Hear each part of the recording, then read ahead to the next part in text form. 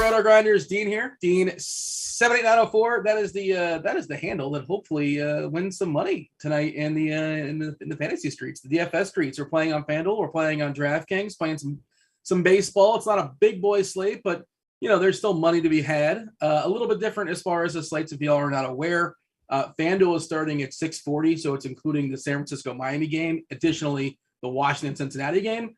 DK starts at 7:05. And it's including the back half of the Yankee doubleheader, which I believe game one is currently in a rain delay. Roth just updated his weather, and he says it's basically as expected. So we're not freaking out just yet. Roth will be on in about an hour-ish. They're coming on a little bit early today for crunch time because of the Fanduel slate starting early. And shout out to Roth. Roth, you guys watched the show yesterday. I don't know, Luch, were you watching the show yesterday? He told us, so listen, if they're he gave us the caution in New York. Basically said, yeah, if this game does not start, we're in a lot of trouble. And they didn't cancel it before lock. They canceled it after. So, a lot of people benefited. The Yankees were, reasonably owned. They were less than you would expect, but there was still some ownership on Cortez. There was ownership on Judge. And there you go. That was the edge in yesterday's slate. No, I saw the Twitter victory lap, though, but that one was certainly warranted. That's why Roth is the best in the business. And, of course, it's Mother Nature, and you're not always right, and I would never want to do his job. But that was a great call, and kudos to Roth, and hopefully helped a bunch of viewers out with their lineup builds yesterday. We got some people, and let's see, Joe in chat says, hey, it's the Pennsylvania guy. Luch, you're known as the Pennsylvania guy. Are you aware of that? Can you live up to such expectations? I can. I mean, I've been called a lot worse, so I will take that. Yeah, so here I am. Originally from New York, though, but grew up. I live in the middle of nowhere. Where are you about in your state in Florida? Are you? I wander around a bit too. I've been kind of a nomad the last so many years, living in Vegas, living in Charleston, Daniel Island, living in Nashville. Did I miss a city? I don't think so. And now I'm currently in South Florida. Fort Lauderdale, I guess, is the closest. What you'd think? Yeah, not. I went to the Heat game, a few days ago, whatever it was. So I'm not that far away from Miami, but an hour out. I'm sorry, friend. We haven't talked since then. How are you doing? What stage of grief are you in? No, it's okay. I mean, look, there's 32 teams in the league. Is there 30 teams in the league? Only one team. You're like happy at the end, right? Every other fandom is just like different degrees of like. Well, I suppose if you're like I don't know, who could you be optimistic? Again, no expectations going into the season. If you're like Memphis or something like that, it's like okay, yeah, this was a good year. We got knocked out, but whatever, it's fine. I feel like we kind of peaked though, like we were sort of overachieving, and this team is not going to go beyond where they went. I don't think unless they change some things around. They just kind of are what they are. Embiid, apparently, your boy Embiid is talking about kind of like hinting on the old Twitter, like, hey, maybe Miami could use somebody, another superstar. Wink, wink. How about that? I will drive my car right off the Walt Whitman Bridge in Philadelphia. And could you imagine? I mean, listen, he is the biggest troll.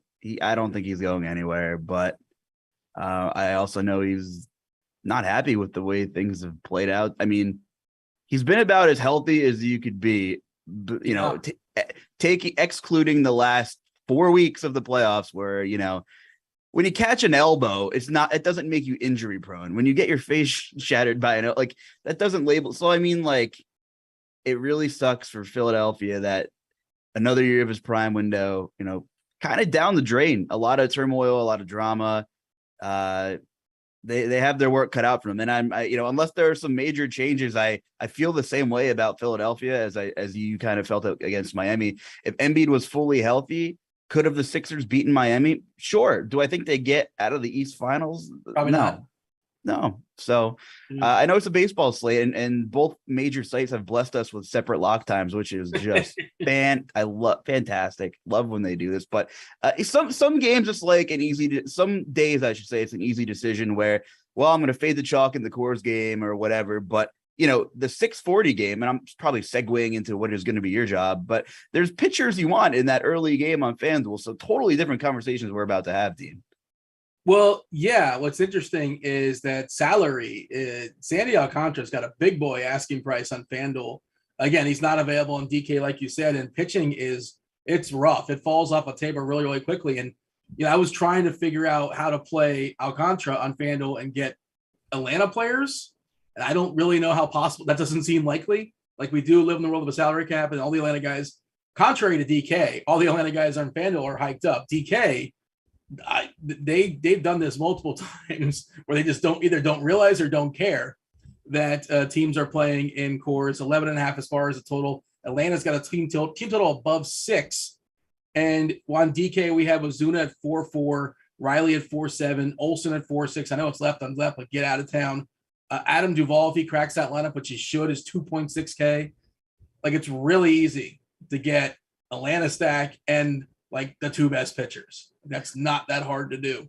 Total sidebar, since we were talking about where we live. I just checked the chat, and Joe is name dropping the coal region, which is, I lived in the coal region basically in the grand scheme of things, which is like rural Pennsylvania, Dean. And it's funny because there was Yingling on tap at the bar yesterday, and everyone was like, "Wow, Yingling! Like, wow, you don't really see this often." But I grew up drinking Yingling, like that was our beer. So yeah, Joe, I'm familiar with Shady Maple for sure, and all of the things to do in Schuylkill County. Knoebels Amusement Park, best free amusement park in the country, by the way, in the middle of nowhere, Pennsylvania. How do they make their money? Well, you pay, like, it's free. There's no entrance fee, so you pay for whatever you want to do. So you can go in and go and leave as you please and whatever. Everything's a la carte. You can like ride a roller coaster for like $12 or something like that. I don't know what's available. I've never been. Yeah, you can pick and choose. There's no like what you just pay as you go kind of. But usually it's like you go to a big amusement park, you're paying what, $60-$70 probably to get in. Something like, I mean, you're in Orlando, it's more closer to Orlando. I'm sure it's more than that for those major attractions. But I went to school in Orlando, and a lot of UCF students do work for Disney and things like that. So I had some friends that I can kind of get there in and out, whatever, for free. But I can tell you where some of the secret doors are, where you can kind of get down to the employee food. At least when it was years ago. Might have changed. I have no idea. The prices aren't completely absurd and insane. But yeah, I'm not paying $100 to get in that door. Epcot's fun and all, but that ain't happening. I never knew we had such a cult following of Pennsylvanians, and I love it. So we got someone from Lancaster. I'm living in Berks County right now, fellas. So I'm not far from What's your thoughts on fracking? Let's not. I was going to skip that one. It's funny. There's a random town called Frackville that is also in Schuylkill County. So listen, the Phillies are a joke right now. They're an embarrassment. Sports media is not fun in Philly, of course, since the AJ Brown thing. A lot of hype around Philly. Great draft for the Eagles, but with the Sixers, meltdown, and the Phillies are just not performing. Sports media is just unbearable. I might get trashed for that in the chat, but I cannot listen to Philly sports radio in the area. As a general thought, sports radio to me, like the medium is just bad. Like, it's really bad. I don't listen to a lot of sports talk radio, and a lot of that, it's localized. So it's like localized first take, basically. That's not for me. I did like Levitard, did it so much differently and just more fun, and didn't necessarily have to focus on sports, and they just had a good time with it. So I like the Levitard stuff. But I just, there's so many things, there's so many podcasts. I just don't listen to local sports radio. But I will say, if I would pick a particular market, I would listen to Philly, just because I'm sure. I've seen clips on Twitter. You guys, it would pique your curiosity, but after 4.5 days, you'd be like, all right, I'm okay on this. Not We were gonna talking listen. about this on Twitter yesterday, or I was talking with somebody else. Basically, they said like the worst fan base is Philadelphia. Can you defend that? Would you agree with that as far as terrible fan bases? I mean, hasn't that been the stigma that's been following them since throwing snowballs at Santa Claus? Like, Santa do. there are brutal fan base. I mean, like the gap's not as big. If they are, I mean, if that's what you believe, like the gap is not as big as the perception is. I mean, Yeah. there are tons of terrible fan bases. I don't know. I'm not going to get into that discussion. But no, I mean, they're passionate. And I mean, even with the whole Ben Simmons thing, like the fans did support him until he just started to until the effort was Well, Embiid turned gone. on. That wasn't that didn't help. That didn't help. But I mean, seriously, like, of course the media is going to spin that, but the fans really did support Ben Simmons. If you wore the jersey and, you hustled for 35 minutes and just showed that you were getting, but that's why they're in love with Tyrese Maxey, the Sixers. I think he might actually be the fan favorite and not Embiid because he just plays so hard. And like the growth he's actually showed, in the last years is pretty crazy. So I think that's kind of garbage. Now I don't know who would be the worst fan base. Maybe that's your problem to tackle. Fan base. Who's the best? I don't know. I know the St. Louis Cardinals pretend, or they call themselves the best fans in the world. You're the guy who makes the ranking list, so now I'm going to spin this on you. I'm curious what the chat has to say, because like I put out on Twitter and people got upset at me. I said this Boston Celtic team is very, very likable, and the fan base is equally unlikable. And I got some stink eye. People were upset, but I think it's a general, and again, that's a broad brush and generalizations. Whenever you do that, of course, you're lumping people in unfairly. I'll let you fight that fight. I'm staying out of that one. As a general broad brush, which again, unfair. Boston, not the best sports town as far as fans, and they have a long history. So Bill's Mafia seems like a lot of fun. They seem like a good time. I'm sure if like you're rooting for the other team, it's not so much fun, but that seems like a fun thing to be a part of. No? Yeah, I mean, it's funny because the last couple of seasons they kind of have developed a little social rivalry with the Titans, because I'm a Titans fan, and they're good people. The trash talk is elite, and it might get really ugly and immature quite often. But I think Bills fans are fine. I mean, super passionate. I mean, if you were a Bills fan, would you take the jump on the table? Would you get initiated with the table? I mean, I probably 10 years ago, I'd probably be a menace. I'd be a disaster up there, probably. At 20, maybe, but like at 30, 35, I think I'm good. Oh, the dog pound in Cleveland, they seem like, they deserve better. Oh, the list of their quarterbacks the last 25 years is such an absolute disaster. I kind of feel bad for them. Derek in chat saying the Cardinals are, in fact, the best fans in baseball. There's a Twitter account, by the way, that dedicated like all terrible tweets by St. Louis Cardinal fans to show that they might not be, the best fans of baseball. There's Kirkwood in chat, Boston resident. Of course, he's the exception to the rule. He deserves this Boston Celtic team. But and I've been to Boston. I've been to several Red Sox games. I did not go to a Celtic game, but the city was fine to me. But their history. All right. This slate, we have plenty of time, by the way.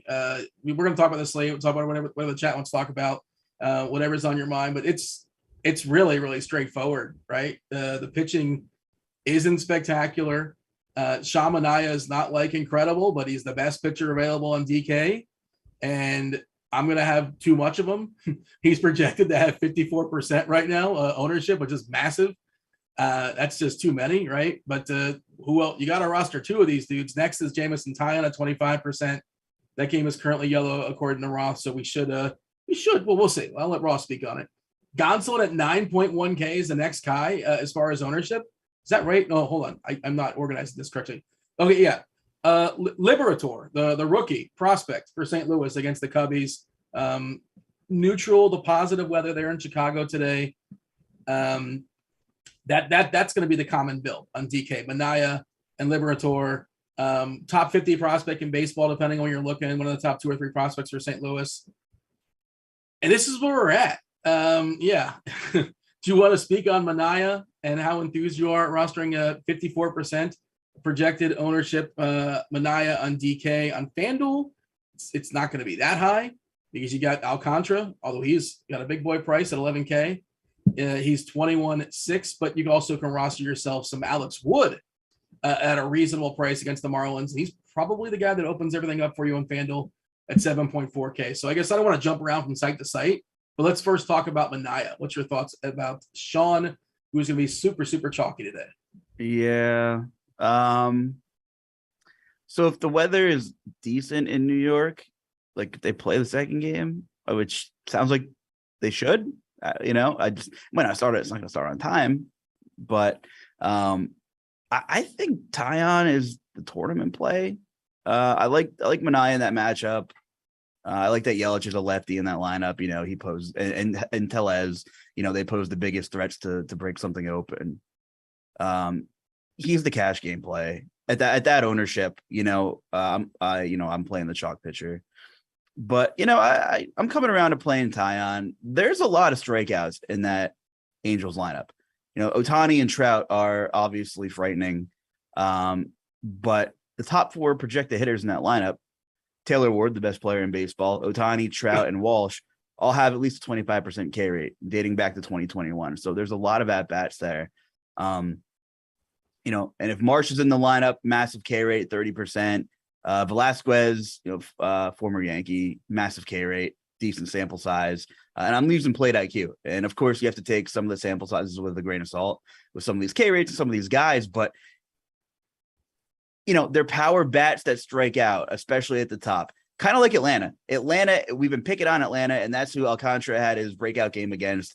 And we'll get into that conversation. Of course, household names, big power. But, in the difference in ownerships, and I'm not sold that Manaea is going to have a ceiling game. Like, I'm willing to play Taeyang in tournaments tonight, and I think the matchup's pretty good. And Taeyang has been really good the last 2 games. Like, his major pitches have had positive pitch values in 2 straight games, which is really encouraging. So I'm in on Taeyang for tournaments, but Manaea is definitely the cash game play. We may get somebody. I mean, I wouldn't be shocked if Ohtani sits like he hit and pitch in the first game. Back half of a doubleheader. You never know. Angels are going to lose the first game. They're down 6-1 currently, like in the 8th or 9th. They should be resuming like in 15 minutes or so. And again, this game is on a positive path to starting. We'll see what Roth has to say. He'll be on, I believe they're coming on like at 6:10, give or take, as far as crunch time. They're going to be on a little bit early because the FanDuel start time is early today. Dave Potts, 2-time millionaire winner, is also going to be on there, as well as I believe Keith Eister, going to be joining that crew in about, we step aside. We're just getting started though, obviously. Did see the Atlanta lineup out and no Duvall, which is kind of interesting. Super cheap on DK, throw him away. Acuna is leading off. Swanson, Ozuna, Riley, Albies, Olsen, Darno, Heredia, and the rookie Harris. Harris, one of their big prospects as well. I imagine he's pretty cheap. I think it's left on left, but whatever, who cares? So no Duvall in that lineup, no Contreras in that lineup. Heredia and Harris, I believe, are the surprises. I'm just kind of doing this on the fly, but that's what kind of checks out to me. Your thoughts as far as FanDuel today when you include Alcantara? Because again, Alcantara, it's tough, man. When you throw him in that lineup, it's hard to build I did make a Cincinnati Washington stack with him, a game stack, if you will. It just kind of happened organically. I don't love the term game stack like cheese, same sort of thought process, but he's super expensive, but he's been awesome. He's elite at home. I don't necessarily want to pick on San Francisco a ton, right? It's not a team I go out of my way for to pick on, but he's the best pitcher. He's been one of the best pitchers in baseball this year. The K rate's not amazing, but it's good. 24%, walks a few too many guys, 8.4%. The tricky part is this San Fran lineup. If you want to pull up the plate IQ, Justin, right? It's all green as far as striking out. Listella at 9.3%, Yaz at 15. The only guys that strike out at the bottom, you got Bart, a couple Ks on layaway, and Vossler, 20% collectively. Are there enough Ks? What do you need out of Alcantara, I guess, is sort of the question. You need an elite game, I think, if you're going to spend 11K on him. I think the price is the issue. And, for tournaments, I wouldn't go there tonight. He's a great player, a great pitcher. I've had him on a bunch of season-long teams the last season and a half, but the last 2 games he posted his highest 2 swinging strike rates of the season. Guess who we had back-to-back games? Atlanta. Guess who strikes out the most in the majors? Atlanta, right? His next 2 highest games with highest swinging strike rates are Philly earlier in the season, who they do whiff quite a bit, and Arizona. So, and these other teams, that don't strike out as much, he's posted just average. We're seeing average stuff. He's a guy who doesn't really ever get lit up. He'll get 5 to 6, maybe 7 Ks typically. Atlanta's been super exploitable. And, if you keeping track of the prop game, especially over at Scores and Odds, a bunch of our guys have been picking on Atlanta all season because, they strike out quite a bit. So we got any free Scores and Odds? I know it's a premium product, obviously. Sometimes we have free articles. I'm checking it now. And I know you do some stuff over there as well. Is there anything free for the people we can tease them with or no? Let's see. Well, we have a bunch of premium picks in for today. And you wrote an article, did you not? Am I not saying this correctly, or is this? I did. It's not picks, but just kind of more, if you're newer to betting strikeout props, just kind of, when, how, and why kind of thing. And shopping odds and having multiple sports books is yes the thing that you need to do to be a profitable prop bettor, specifically strikeout props, because I think in K prop specifically, there's the most differences in what the odds makers are putting out, not only in juice, but just completely different lines. I have a couple stubborn friends from home who are like, oh, I'm only using, one. They're loyal to one sports book. Oh, it's so dumb. And it's so dumb.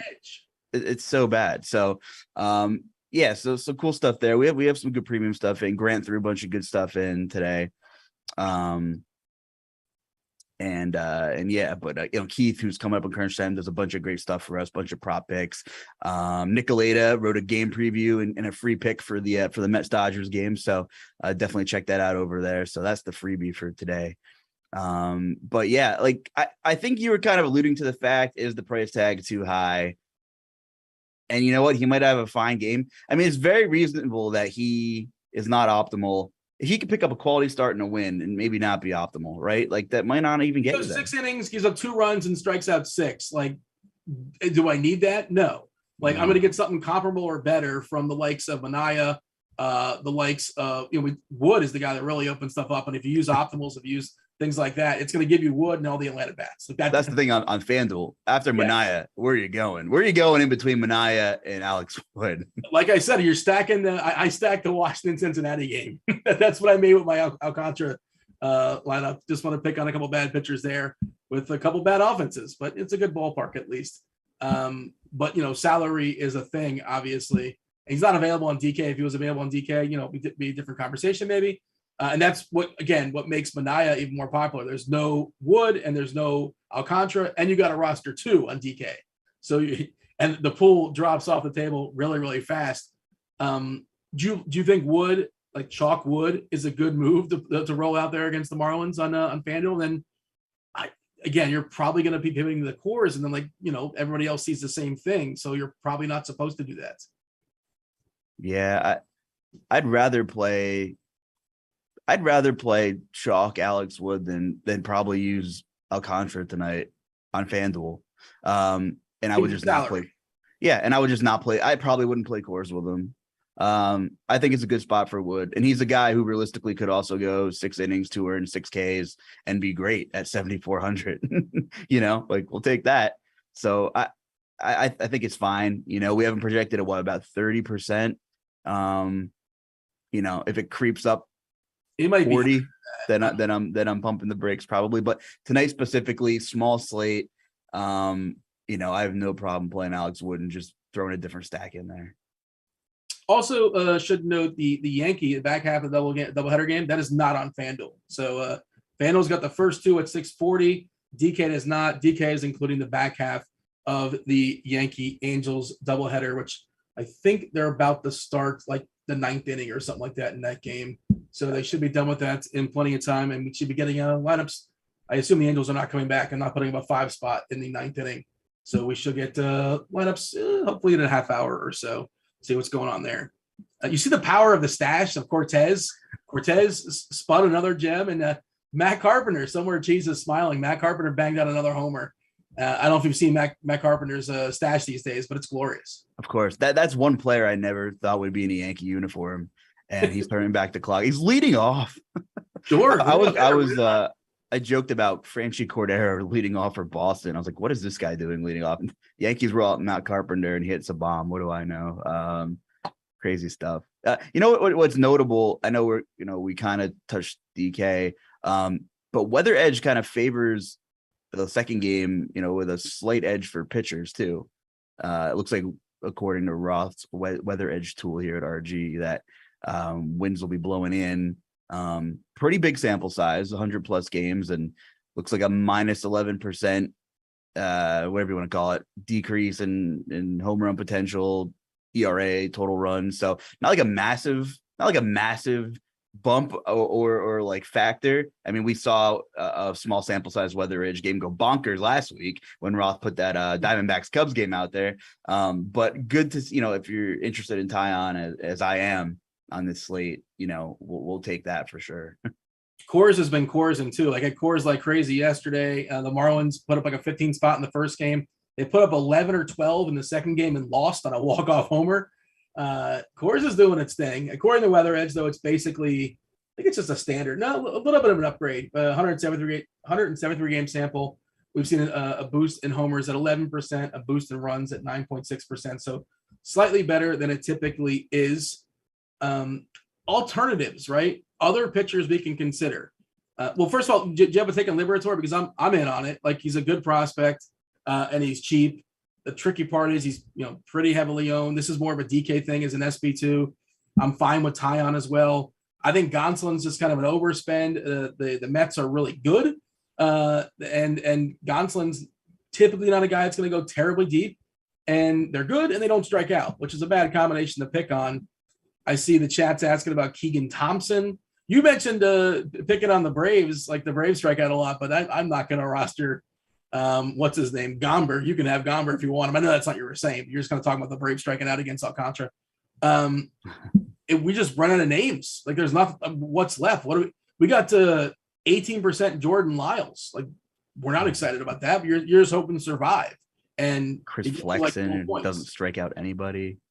Although Baltimore's a pitcher's park now, Dean. Like, that, I feel like Chris Flexen is this slate's Jordan Lyles. Like, can we pick him and have him survive for tournaments?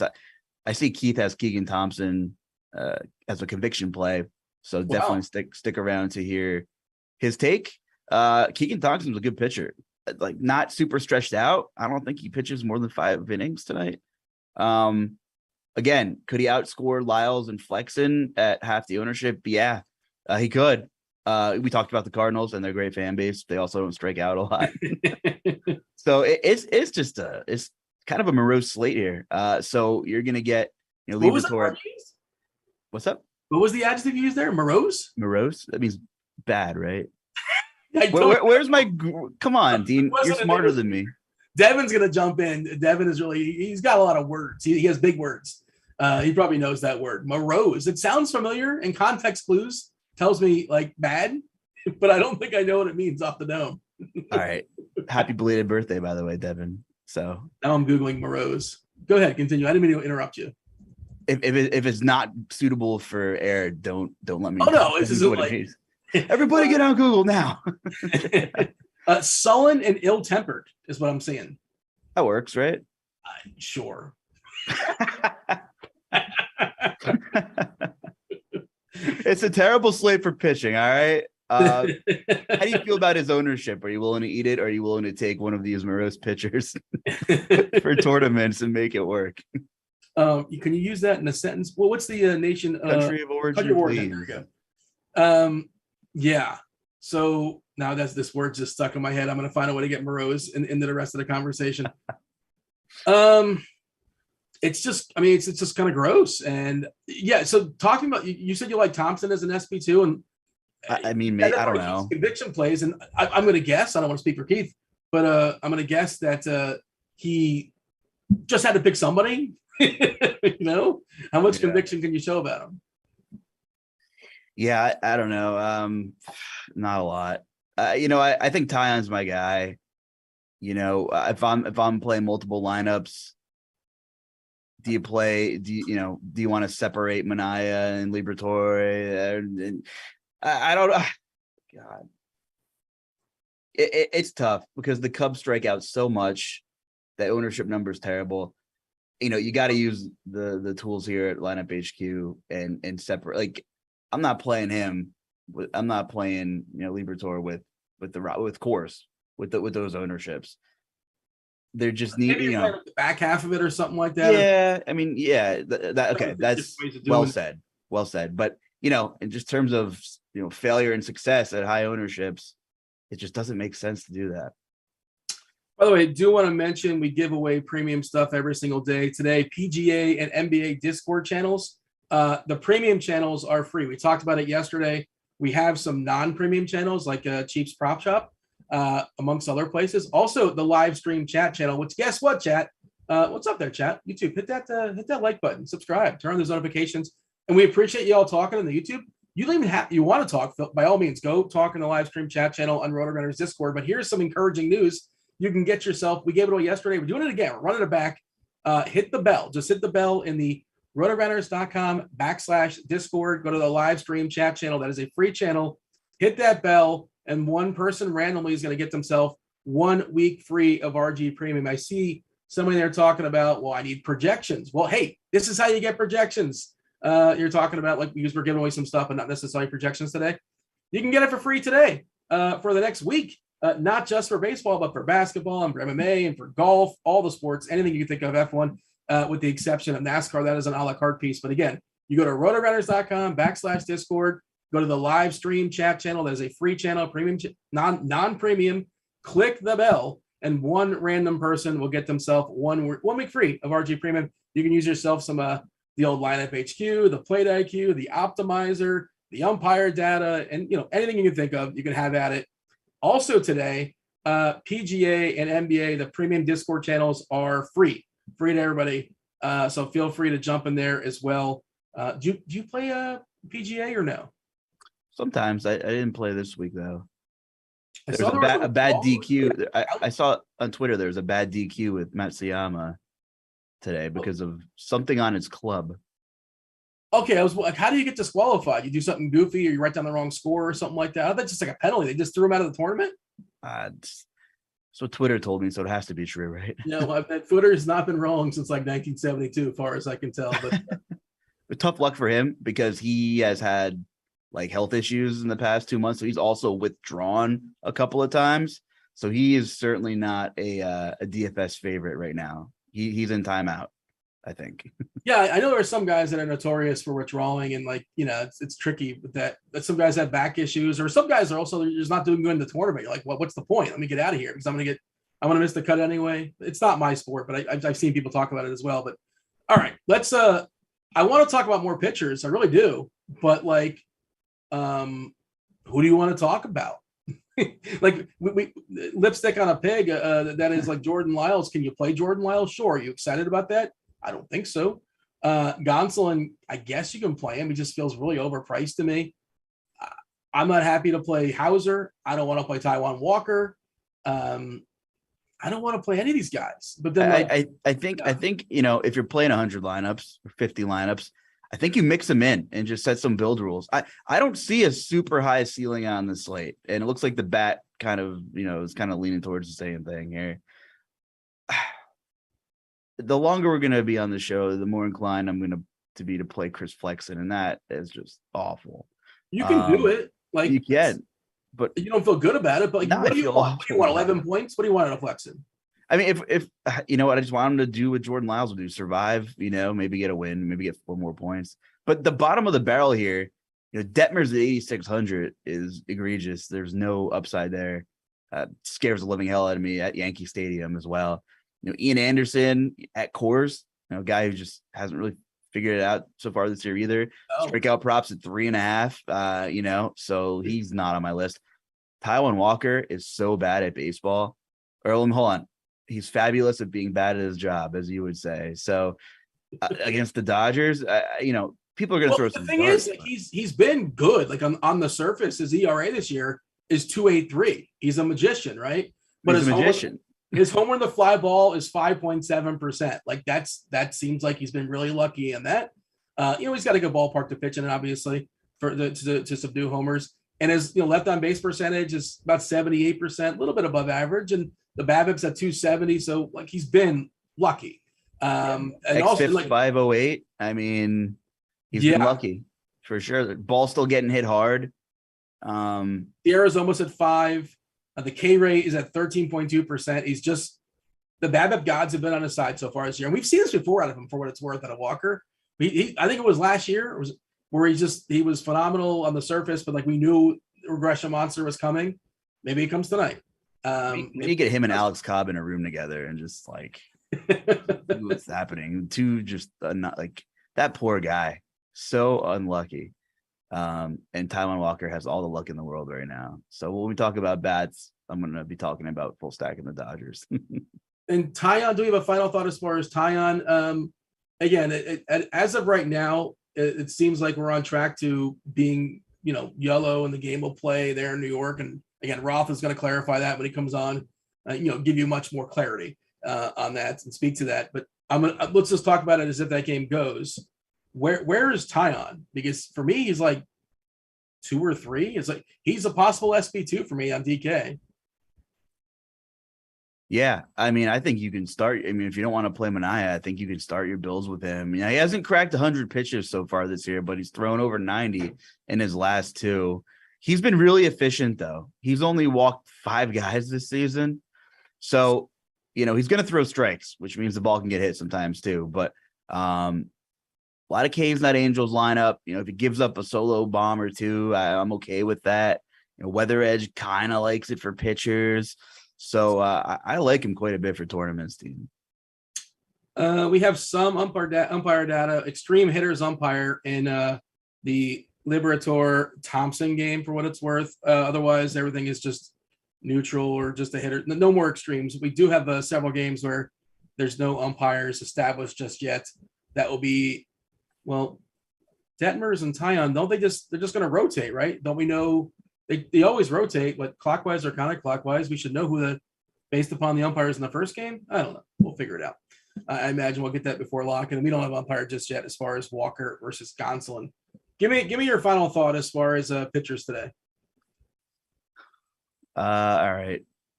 DraftKings, Manaea is the cash game pitcher because he has double the ownership of Taeyang, and he's just slightly more talented, in my opinion. Taeyang is my tournament play. So I'm going there at half the ownership. He's been pitching late in the games, doesn't walk anybody, lots of strikeouts in that LA lineup. I don't care about the hitters up in Chicago. I like the kid from the Cards. I don't think I'd pair him and Manaea together, though. You're pushing almost 100% ownership at the 2 guys. So I would mix and match, when I'm dealing with those 2 straight chalky pitchers tonight. After that, I guess it's better, like, who wouldn't I put in my pool if I'm looking to spread out SP2s? It's more like who's left standing as opposed like who you're crossing out first and who's left standing. Like, I don't want to pay $8,500 for Adrian Hauser. Do you? I don't. Okay.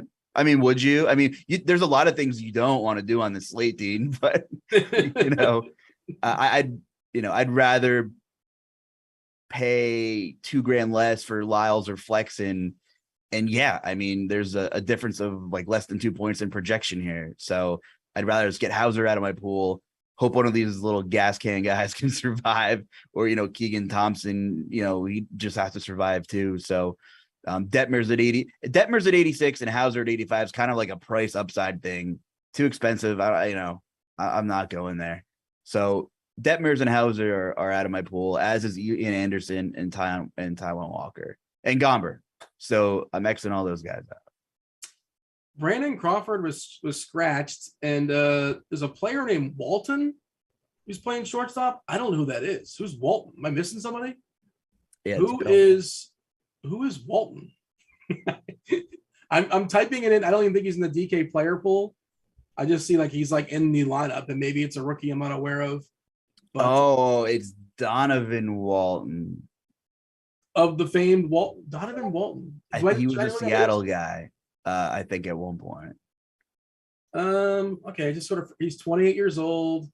Let's see. He played for Seattle in 19 and 20, some games. He's not played, well, actually, he's played a little bit this year. He's had 26 at bats. How am I just not aware of this guy? Okay, good for him. Congrats, Don. It wasn't coming to me. But Crawford scratched, Walton in. Get excited. We do have a Rockies lineup as well. Joe, that's Connor Joe leading off, with Blackman, Crone, Rogers, McMahon, Grichuk, Iglesias, Hampson, and Servin, the backup catcher. So there you go.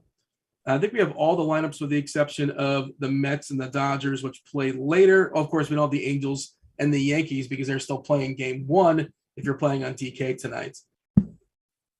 So stacks tonight, like one of them looks different than the rest. It's very, very clear. Atlanta's got let me click refresh. Is this a 6.5 total now we're looking at? 6.62, a 12 total in the game. On the other side, Colorado's got over 5 total as well. Dodgers creeping up to 5 and not at 5. I mean, it's the Reds of a 5 total, 4.99 if you want to get all tactical. I rounded up that game on Fanduel. It's Yohan Adon's been like one of the worst pitchers in all of baseball. I understand this Reds team stinks, but I'm okay picking on Adon. And as far as I know, Tommy Pham has not been scratched again yet. Like, he keeps getting scratched, but apparently he's going to be playing baseball tonight. That game starts in less than an hour, and he's officially in the lineup right now. But yeah, I mean, what's to say? It comes down to decision points and things like that. But I assume you think it's very clear. Baseball, goofy things happen. But before the games start, the team most likely to put the most runs is very obviously Atlanta. What do you do with that? Yeah, I mean, on FanDuel, we have a couple of guys projected to be super low owned in d'Arnaud, and is he starting, right? Do we know? Say it again, d'Arnaud? Yeah, and Matt Olson, they're in, right? I'm making sure they're in. Yeah, they're in. Yeah, d'Arnaud and Olson are both in. I'd be shocked if they were single digit owned. Like, wow, 8% for Olson and sub 10 for. I know d'Arnaud is a catcher, but he's one of the catchers I typically include in my pools because he has home run upside.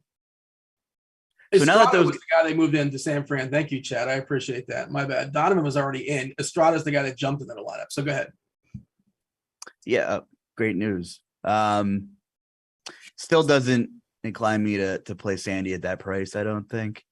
So still not really going there on FanDuel. But now looking at Atlanta, I'd be a little more inclined and a little more excited to mix, go overweight on Olson and d'Arnaud and mix them with some of this chalk. I guess I'd be surprised if they were both sub 10%. But that's if you like Atlanta, that's positive, and I would definitely prioritize both of those guys that are sub 10%. I mean, they have fantastic upside. They're great tournament targets for sure. All right. I see Josh in chat. Producer Steve will show off some of our fabulous tools as we're talking about them. And we're talking about the Plate IQ sometimes. But right now he has the lineup HQ tool up, which is, I'm sure you use it just as much as I do to help me build lineups and just sort of sort through everything basically in there. Ownership, projected points, that such thing. We talk about umpires. You got the tags, conviction plays for Cheese and Cards and Kirk D's.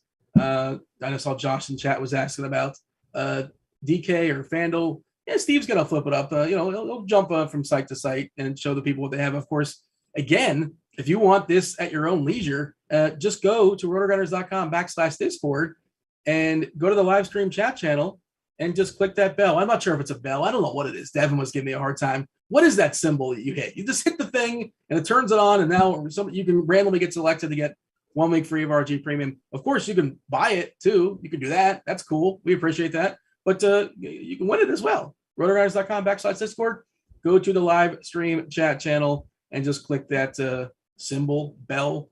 Do you know what I'm talking about? The thing, the deal, the button. You click it.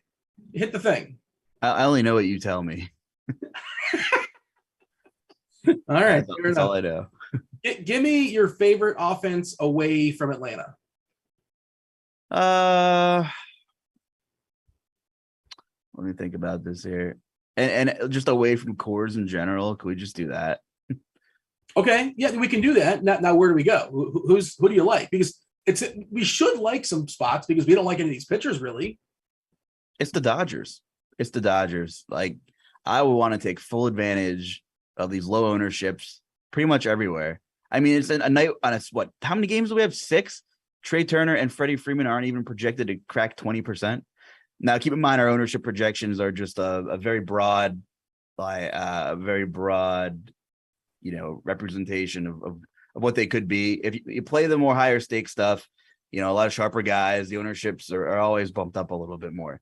But it's the Dodgers. I mean, Mookie Betts is on a tear this season. Well, let's reiterate this. Taijuan Walker, not great at baseball, right? Getting very lucky. Been lucky. It's a perfect Dodgers slate tonight. Absolutely. A team total, what do we got? 4.8. Creeping up in 5. Yeah. Not a great ballpark, but they make do in there. They do all right there. It's fine. It's not like a weather game. It's not like, oh, let's take the weather angle and want to play the Dodgers. It's just that they are far more talented than Taijuan Walker. And eventually he's going to get super unlucky. And it would be a great night for that to happen. It's a party popper. Thank you, Devin. Hit the party popper in the Discord channel. And there you go. You're eligible to win yourself. We'll make free of RG Premium. We're going to go around the horn, give our favorite plays at each position. Before we do so, if messing with the chalk here is just too overwhelming, if you don't want 60%, chalk Shamanaya, you can go ahead and just play on Stat Hero. Stat Hero, it's a different platform, a unique fantasy sports platform. It allows users to compete only against the house. You're not competing against me. You're not competing against Luch or Devin or anybody lurking there in chat. You're playing against the house. You participate in head-to-head style contests. For Stat Hero, they're going to provide a lineup, and you just got to beat their lineup in a pick'em style contest. If that interests you, if that wets your whistle, check out the promo code. It's pretty good. You get up to a 50% deposit bonus, up to $250. What is that promo code? It's Grinders, GRINDERS. Again, 50% deposit bonus, up to $250. Check out the Stat Hero and just take down the house there. All right, catcher, tell me your favorite, the long list of catchers that you like this evening. Yeah, I have DraftKings pulled up because that's where you need a catcher. But I like d'Arnaud. I mean, he's carrying more ownership on DraftKings, predictably, because you need a catcher on that website. But it kind of warrants that he is in a good spot, right? So I'm okay with, going over the field on Fanduel on him, even though you don't need a catcher. You can play first baseman there, but catchers are good too, some of them. And he's definitely one of them. If you're going to prioritize your Braves, you can only have 4 on Fanduel. You can only have 5 on DK. Where do you think d'Arnaud is in the prioritization? Because on which site? Well, I mean, DK, obviously you're obligated to roster one. But I don't think he's in the top 5, but that doesn't mean you can't play him, of course. Basically, right. He might not even be in the top 6. Yeah. If you're looking for salary relief, people are still going to be punting Michael Harris on DK because he's 2,500 at cores. Even though he's fitting in the 9 spot, he's just going to, fit in a lot of stacks. And, he's kind of a 5-tool guy. He has some speed upside too. So I think there are multiple ways he can score.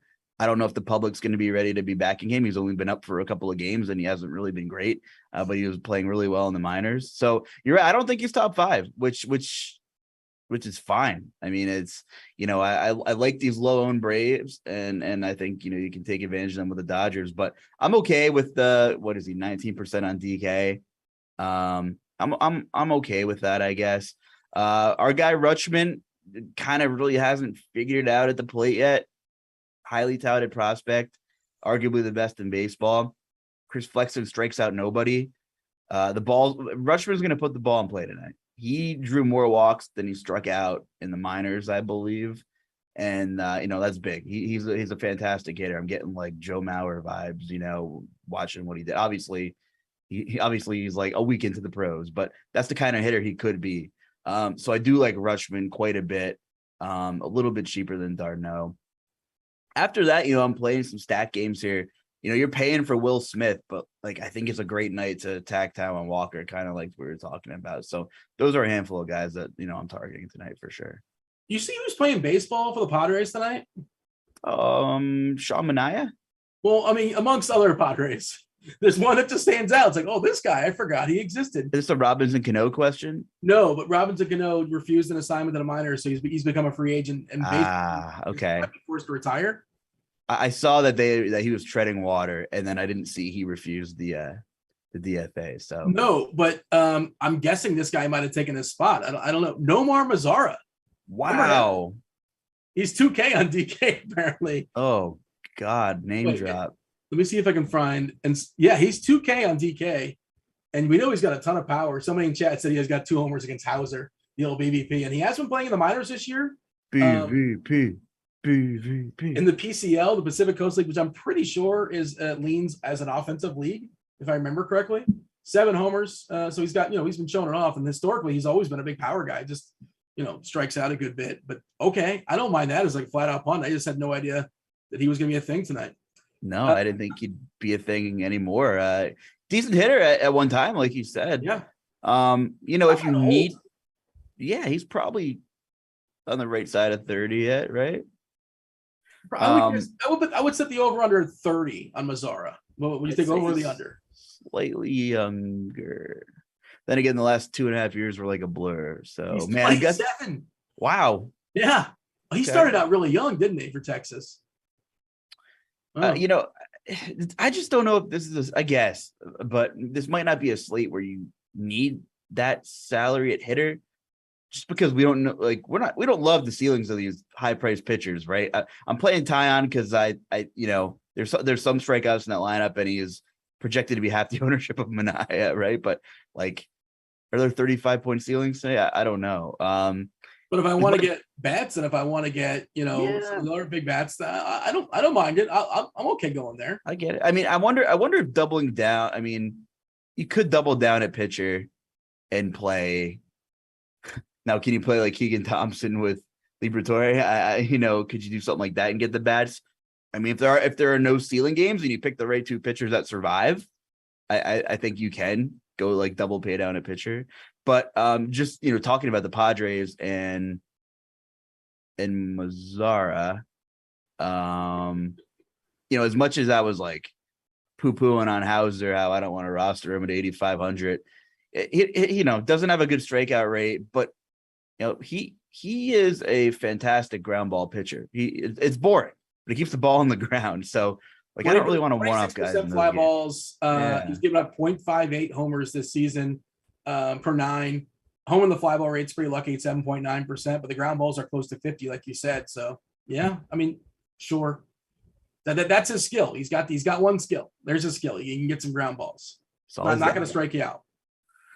Yeah, so I don't know. I probably wouldn't go Mazara, but if you're feeling nostalgic and want to turn back the clock like Matt Carpenter is, then go for it. If I have a lineup I like and I have 2K left in the outfield, I am absolutely playing Mazara. That's all I'm saying. That's not a rousing endorsement, but salary cap. First base. Who do you like at first? Pole Bear. Nobody's going to be playing Alonso. If you want to get different. Olsen left on left, but like it's kind of baked into the price of DK. And Fanduel, he's like 4K, which is, you can only get so many of those guys. But on DK 4.6, it's like, God, what's up? Mazara has been raking AAA this year. Yeah, I was just saying. I looked at his AAA numbers. He's sorry, but it was the PCL. Like the PCL is a hitters league. So I know you mentioned it, but then I looked up 367, 641 slugging. God. He's also struck out 29 times, but like that's what you're doing. Again, he's a hitter. He's professionally trained, piece of wood in his hand. He's gonna go to work and he's excited.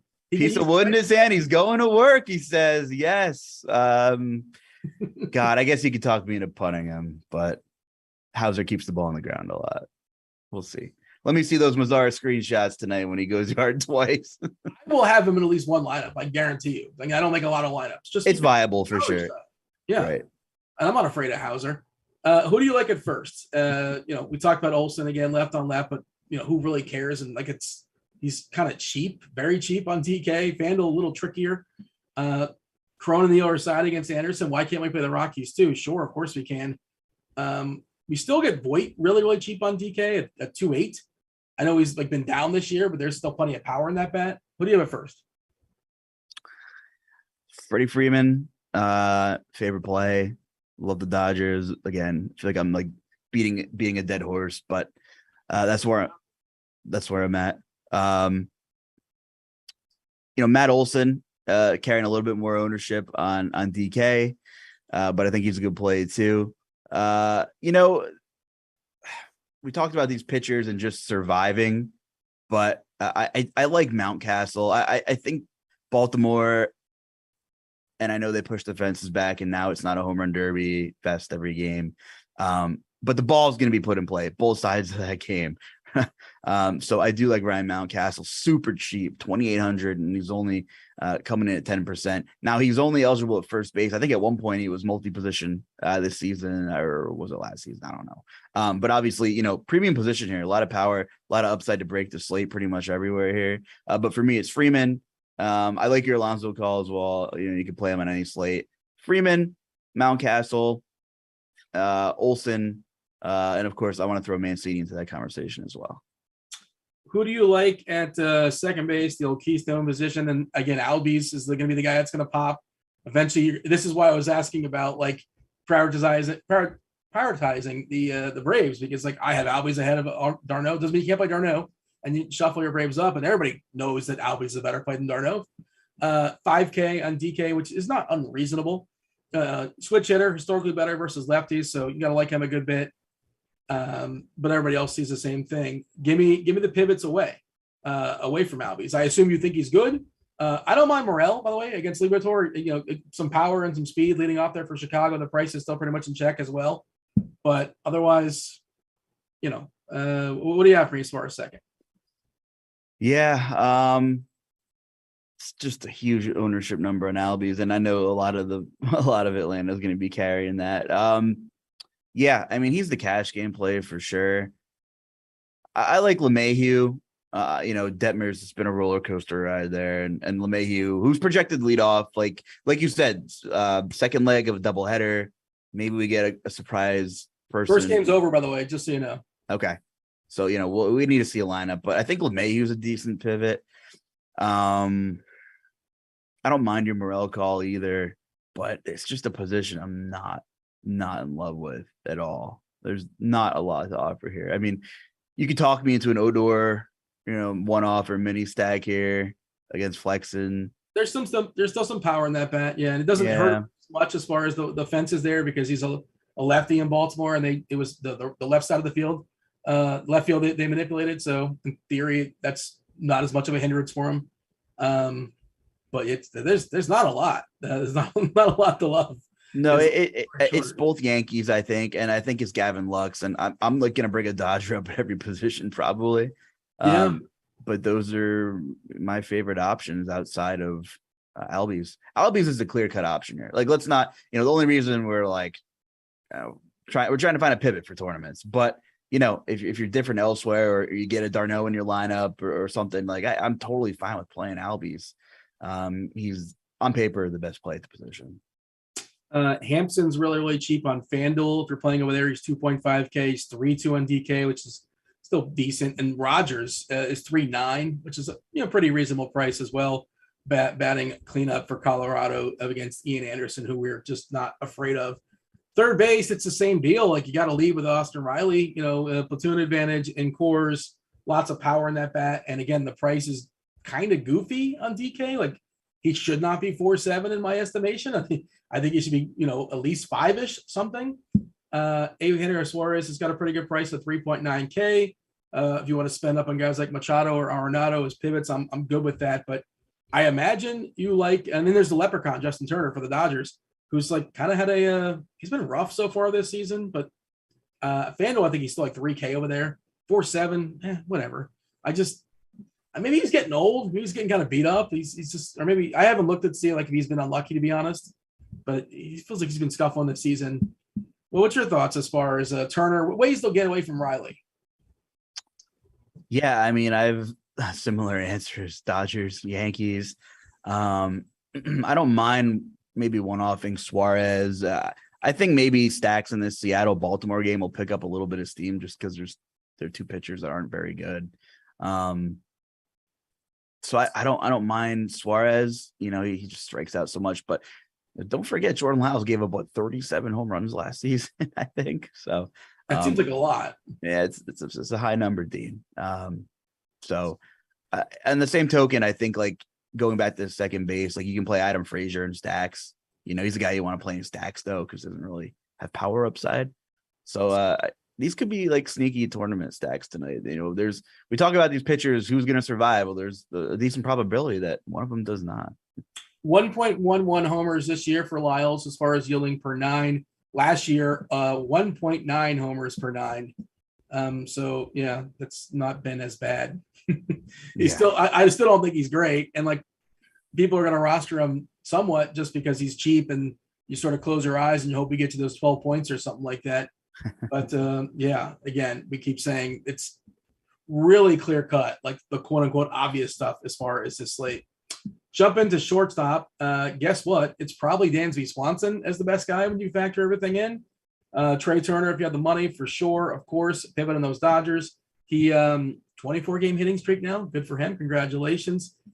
Lindor's probably going to get lost in this slate as much as you can be lost on a 5 or 6 or 7 game slate, depending on where you're shopping. 6 on DK, 7 on Fanduel. But yeah, shortstop. Thoughts? It's a rough one when we have Nico Horner tagged as a conviction play. Yeah, not a ton to work with here. He's a conviction play? Oh, boy. Somewhere, or a value play. Any value play. Any kind of blip Nico Horner has is a testament to a tough slate. I have like the same thoughts as you, because a lot of the other options are going against pitchers you just don't really want to target. Hauser keeps the ball on the ground. Cronenworth's still carrying ownership. And that's what's frustrating about the really small slates, because you can find a great play and then he's like 9% owned anyway or something like that, right? So at these positions, I don't know what the upside is of some of these other guys tonight. JP Crawford, I think, could be a tournament option. He's actually having a decent year. He's been all right. Yeah, for JP Crawford standards, bad cleanup against Jordan Lyles. So Hingo in chat, no lineups for Yankees or Angels. Yeah, they're coming out soon. They just finished the first game. They're coming out soon. That's the delay. If you're not aware, they're playing the front half of doubleheader, so they couldn't put out the second game lineup until the first game was over. Give them a few minutes, but it's coming out probably like in 20 minutes or something like that. Well, plenty. By the way, Dean, producer Steve was yelling at me because he's a Mets fan, and I just keep talking about the Dodgers. So we got to get him on at the end to get his take on this one. He's probably watched more Taijuan Walker than anybody in this chat this year. Let's test how much of a homer is producer Steve. Does he think Taijuan Walker is a good pitcher? And relatively speaking, Steve, this is what you're putting your name on. Is Taijuan Walker good? Hit the button in Discord if you think producer Steve is a homer for Taijuan Walker. No, it's a party favor or whatever. It's a party popper. What was party? It was a double P. I was going to say party pooper, but that's not what it is. It's a party popper, but no, I don't think he's that great. There you go. To be honest. And also I'm a little worried about tonight, but they just got swept by Pitt, so you never know. Yeah, that's how baseball's so stupid. And they even asked Justin Turner about like getting swept by Pittsburgh, and he's like, "Yeah, it was just goofy baseball stuff." That was his answer. Dodgers lineup is out: Betts, Freeman, Trey Turner, Will Smith, Rios. It could be pretty cheap. I don't mind him. Justin Turner, Bellinger, Taylor, and Lux. So there you go. There are your Dodgers playing baseball this evening. I saw somebody in chat. Where are you at, Chris? Curry over or under 29 points tonight. Our projections. Over under 29 have it at 29.08. So it's clearly over. So look, I don't think there's any edge in that. Do you have a take on the Steph or anything basketball wise tonight? It's I don't know. I think we actually had a great premium pick from the prop model at Scores and Odds that was kind of favoring Derek White. So I kind of think Derek White is interesting in the prop market. I agree with him there. It's gonna be Boston's so good defensively.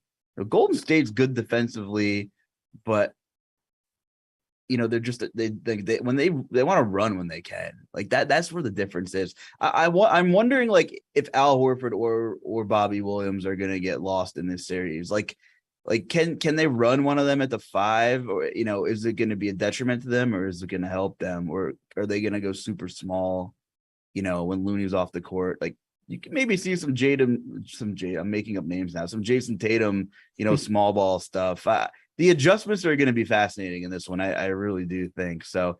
I don't know. I don't really have a ton of action tonight, so I kind of just want to see what game one gives us, and then I'll probably jump in. I might fire some showdown stuff that's still out there and lurking. I saw some big contests, and if as long as they're not top heavy, I might play some just for funsies. And I'm sure I'll watch the game. Yeah, sure, why not? Is Kirk D still lurking in chat? I know I want to get his official take. I know he has a lot of Boston futures, and I tried to tell him to hedge, and he playing results. He did a good job about hedging. Maybe he should hedge this point, and make your own decisions. But yeah, I'm curious what his official take is as far as the series. I'll take Golden State in. Is it 6 or 5? 6, maybe 5, 5.5. Give me some outfielders. Who you like an outfield tonight? Like the Dodgers. That was funny, Steve. We're seeing a big ownership number. On the bats, you think that would be highly owned. Of course, Aaron Judge every slate. Ozuna and Acuna at cores. That's fine. I like Mancini. I like Santander. I think they're interesting. If you're not playing Taeyang, you can get Mike Trout at a very low ownership tonight too in Yankee Stadium. So I think he becomes interesting in your non-Taeyang lineups. Man, I just find it hard to believe Mookie Betts is going to be 5% tonight. He just homers every single night. Every night. He's right behind Judge. Him and Judge are ahead of the field. Judge homered today earlier for what it's worth. But there's a reason why those guys are expensive. I wouldn't be shocked, by the way, if Ohtani sits, just because he did pitch and hit earlier today. So we'll see. They can use a W as well. But no one's playing Chris Taylor tonight on the Dodgers. He's not even projected to be 1%. So there's so many ways to get different when you play these chalky pitchers if you think they're gonna, give you what you want. Was he not in the projected lineup? Because that seems pretty low. I feel like we would have projected him, right? I don't know why we wouldn't have. Yeah. Unless we had Pilar in there, the Kevin Pilar experience. He played yesterday. He had 2 hits. Yeah. So yeah, I also like one guy who's hitting in the 9 hole, I think, is Harrison Vader, who was sick for a couple of days and stuff. But he's the guy, he's tied for the league lead in stolen bases. So he has plenty of ways to score at 2,900. He was, I don't know if he still is. I think he has 13 or 14 swipes so far this year. He's running this year. One guy who actually surprisingly is, when they say maybe he was running this year, but crazy. He never ran like this in the past. So he has plenty of ways to score at 2,900. At least they're visiting. He's batting in the 9 hole, but they're visiting at least. So that kind of, I'm talking about. So J-Rod is the leader. Julio Rodriguez, future rookie of the year. He's got 14, but you're right. Vader's right there at 13. Edmonds got 12. Mullins at 11, and Mateo. So 2 guys on Baltimore and 2 guys on St. Louis as far as stolen bases this year, with the rookie J-Rod number 1 at 14 stolen bases. Another great play, by the way. That Seattle Baltimore game feels hard to project with these pitchers and the new fence. But let's not get it twisted. Neither pitcher is good at all. So I do like the Mariners. I do like Baltimore. I think J-Rod's a great tournament play as well tonight too. Yeah, it might have been a day early on Seattle yesterday. I had a good bit of them, but it didn't work out for your boy. Crunch Time crew is here. They are on layaway. They're going to be joining us just a second. Before I do that, I do want the people to hear your home run picks, Luch. They demand it. They love it in chat. This is why they hit the like button. This is why they subscribe. This is why they turn on those notifications. Not just because they appreciate the content, but they want the homers. They want the dingers. What do you have for me? Man, put me on the spot early. Let's go with. This is not your first show. This is how we close things out typically. You need a short-term memory when you play DFS and you gamble, Dean. So I actually like J-Rod the homer tonight. So Julio is my home run pick tonight. All right. Going to turn it over to the Crunch Time crew. Going to say hello to Chief Meteorologist Kevin Roth, he had his victory lap yesterday on Twitter. He was not morose. He was not sullen. He was not ill-tempered. If you played the Yankees yesterday, you certainly were. Roth, take that victory lap, man. We appreciate it. It worked out for you and all of us. Yeah, no, that felt good. Today everyone on Twitter was like, you're my favorite person ever. By the way, how are things? It's like, yes. And then, if something goes wrong tonight, I will be immediately like public enemy number one. Guy sucks.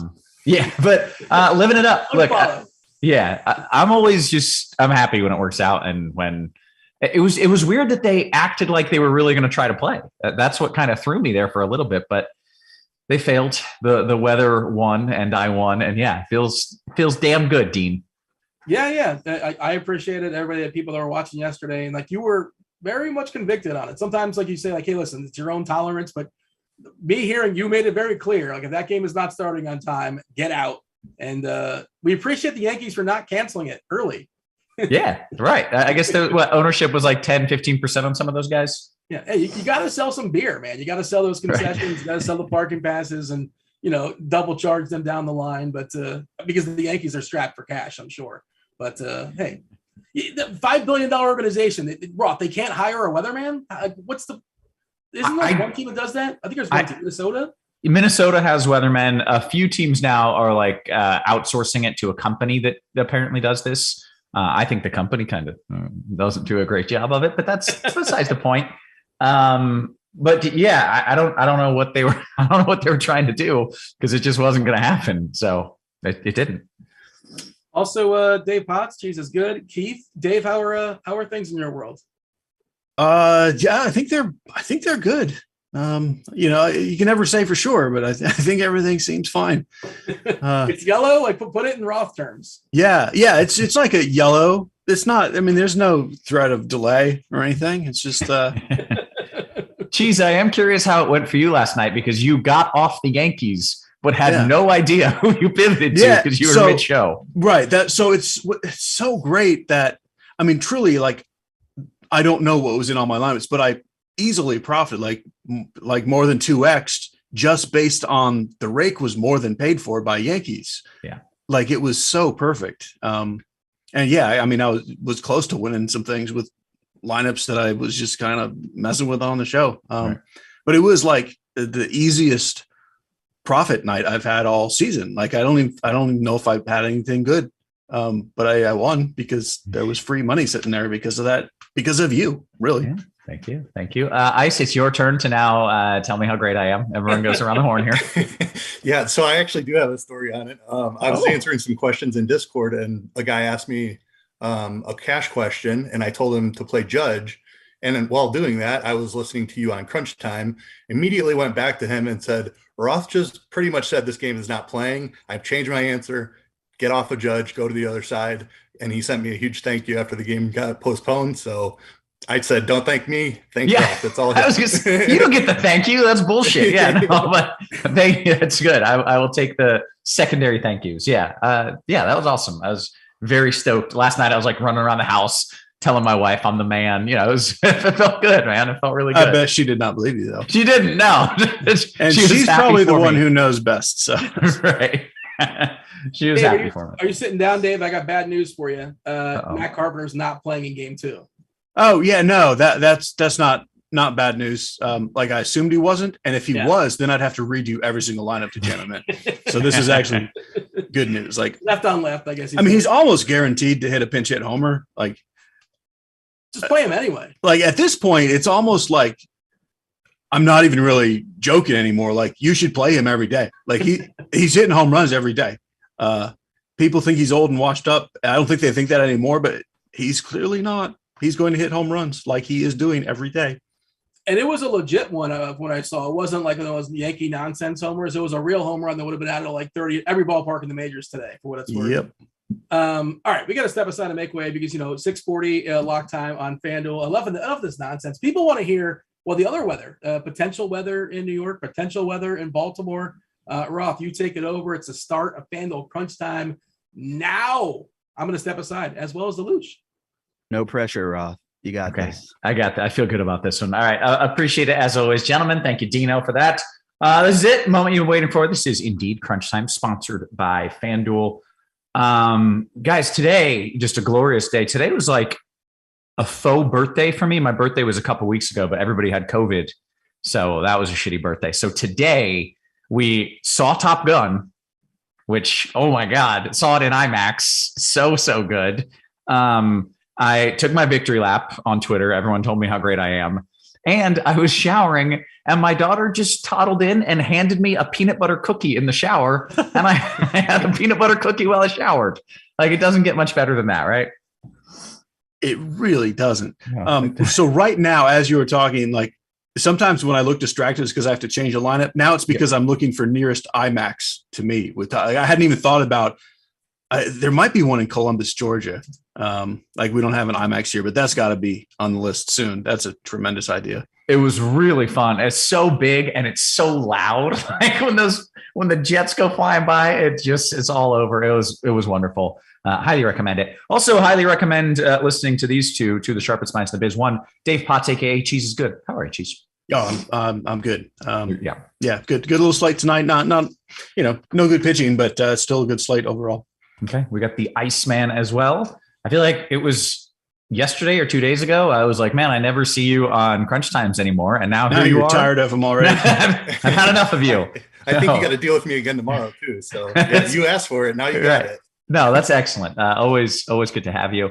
A couple of things to note here. First, this is FanDuel sponsored Crunch Time. If you're watching for free on YouTube, it's because FanDuel is making that possible. So please hit that little like and subscribe button. Don't forget to reserve your entries into the FanDuel 100K Thursday MLB Squeeze Contest. $20K to first, $4.44 to get in. Sign up for the FanDuel Sportsbook. New users get a new bonus. This is new as of this month. You bet $5, you get $200 back in free bets, regardless of if your bet wins or loses. So some good stuff going on there as well. And we've got some free Discord channels going on. PGA and NBA are free today if you want to check those out. Quick little weather update here. Are the Yankees are they playing game 2 yet? Or game 1 rather? Do we know? The lineups just came out for game 2. Which I assume means they finished game 1. I didn't actually go back to look, but it's over. It is over. Yeah. Okay. And we got lineups for game 2. Great. The rain cleared. Like the rain moved in New York. We're done. There's nothing more than a stray shower. In Baltimore, I wouldn't be wildly shocked if there's a delay, especially in the mid to later innings.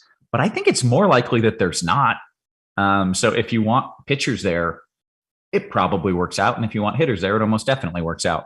And I think that's probably fine, right? Does that work for you guys? Yeah, it's mostly hitters, and the pitchers are kind of like the cheap nonsense that, if they give you 5 innings, that's totally fine.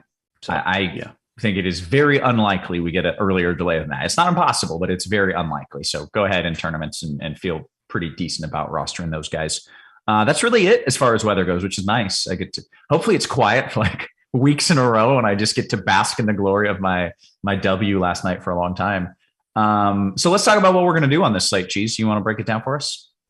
Yeah, let's talk kind of FanDuel big picture, and then we'll go to position by position and kind of combine both sites. But the slates are pretty different because we have 2 extra games on FanDuel that bring in some really, really good, some of the only good pitching options. And then the Yankees game is only on DraftKings. So there really are some differences between the sites. But so the big things to note, the FanDuel slate, which starts in 20 minutes, Sean Manaea is like the chalk DraftKings pitcher. But on FanDuel, you can play Sandy Alcantara, him, for $11K. To me, if you're spending up, I would just go all the way up to Sandy. Like, he's the better pitcher. But really the bigger story for FanDuel is Alex Wood at 7,400. He's like the chalk and probably best cheap pitching option. And he's the guy, if you play him, it's not that hard to go with Braves or Rockies or Dodgers or whatever your top choice is for bats. So Wood being there opens the slate up a ton. And then the other FanDuel difference is the Reds Nationals game, which has a bunch of the best cheap bats, especially on the red side. I do think the Reds will be pretty chalky, which is kind of a weird team to be chalky, but it's like you play Wood with the Reds, you get Betts, Freeman, whatever. Like, you can play any other bats you want, and I like it. So after that, basically the Reds bats and maybe some Nationals as well, but mostly the Reds bats plus Alex Wood is what makes the FanDuel slate different and more interesting. Okay. Ice, you want to talk about some pitchers here? Yeah. So Alcantara and Minaya at the top. I also prefer Alcantara, but I'm going to end up underweight on both of them. And that's so I don't have to play as much of the chalky reds. Alex Wood is a phenomenal option at 7,400. I think he has just as much upside. Like Alcantara and Minaya are not huge strikeout pitchers. They're not in great strikeout matchups. So I think Wood has as high of a ceiling as those guys do. With his strikeout matchup today against Miami, who has struck out the most in the majors against lefties. So I'll be well overweight the field on Wood, slightly under on Alcantara and Minaya. And then Liberator is a great play as well. He's far more in play, far more popular on DraftKings, but I will have some on FanDuel as well. I won't be going further off the board than that on FanDuel. There's going to be a weird conversation on DraftKings with some of the nonsense that Cheese was alluding to, and I do have a takeover there. But for me on FanDuel, it's just going to be Wood and Liberator primarily. Okay. Cheese, are we just doing FanDuel here? What's the no? plan? Let's do DraftKings pitching as well, because it's related. Sure. And I'm interested to hear Keith's interesting take. So where the slates diverge tremendously is Liberator, this Cardinals rookie, is basically like an afterthought pivot off of Wood on FanDuel, whereas he becomes the chalk. Like Minaya Liberator is mega chalk on DraftKings, not because they're great, not because anyone thinks they're great, but because there's nothing else out here. Like, it's just really nonsensical. I have interest in playing a little bit of Taeyang and Gonsolin instead of Minaya, but I'd really rather just say none of these top pitchers are great, and I'll just play Jordan Lyles, Chris Flexen, even Keegan Thompson, and just go double cheap and load up on the bats. Or if you have money after you build your lineup and you have money just sitting around, I would play Minaya ahead of those guys. Even though it's kind of like he shouldn't be a 60% owned pitcher, but there's no one else there. But I'm much more interested in the cheap stuff, even though it's honestly not great at all. Okay. Ice.